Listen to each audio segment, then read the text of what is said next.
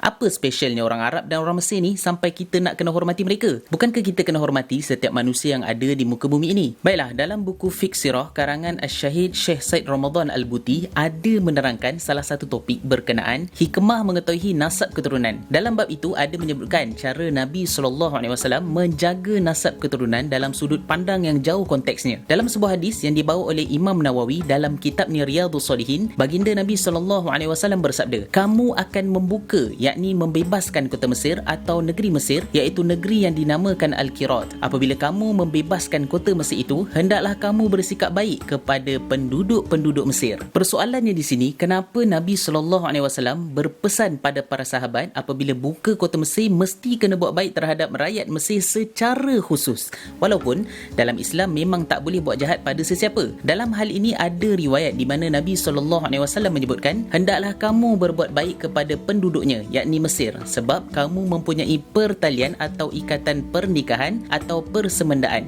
Jika kita lihat hadis ini menunjukkan bahawa sebab kena hormati orang Mesir adalah kerana hubungan silaturahim. Dekat mana hubungan tersebut? Sebab pertama adalah daripada Siti Hajar. Siti Hajar ialah isteri kepada Nabi Ibrahim AS dan ibu kepada Nabi Ismail AS.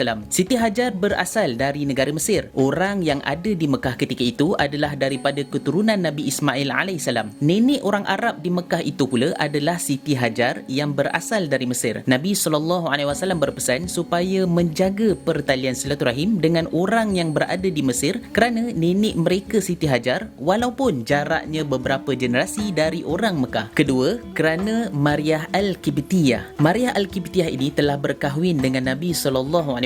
Dari perkahwinan itu, Nabi Muhammad SAW mendapat seorang putera yang bernama Ibrahim. Maknanya, Maryah Al-Qibtiyah ini sangat berhubung kait dengan Nabi SAW atas sebab isteri Nabi SAW. Dan kita kena tahu bahawa Maryah Al-Qibtiyah itu bersandarkan dengan nama negeri Mesir. Baiklah, berbalik pada persoalan, kenapa kena cintakan orang Arab pula? Dalam sebuah hadis, Nabi SAW menyebutkan cintai orang Arab atas 3 sebab. Sebab pertama, mencintai orang Arab kerana Nabi Muhammad SAW merupakan orang Arab. Harus kita ingat, kita mencintai orang Arab bukan kerana orang Arabnya. Sebaliknya, kerana Nabi Muhammad SAW. Ia sebagai kepatuhan kepada arahan dan nasihat Nabi Muhammad SAW kepada kita. Sebab kedua, kerana bahasa yang diguna di dalam Al-Quran ialah bahasa Arab. Dan sebab ketiga, kerana bahasa di syurga adalah dalam bahasa Arab. Sehingga kan, jika seseorang itu mencintai orang Arab kerana 3 sebab ini, maka dia digambarkan sebagai seorang yang patuh dan taat kepada arahan Nabi Muhammad SAW.